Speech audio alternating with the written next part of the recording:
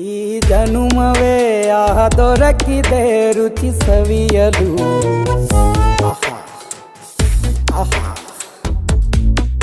ಈ ಜಗವಿದೆ ನವರಸಗಳ ಉಣಬಡಿಸಲು. ಬಿಸಿ ಬಿಸಿ ಇದೆ, ಬಿಸಿ ಬಿಸಿ ಇದೆ ನಳಪಾಕ ದಿನ ದಿನ ನೂತನ.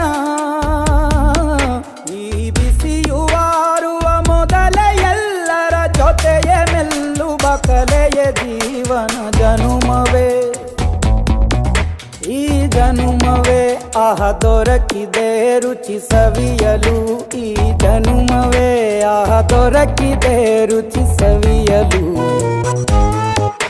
ಈ ಜಗವಿದೆ ನವರಸಗಳ ಉಣಬಡಿಸಲು.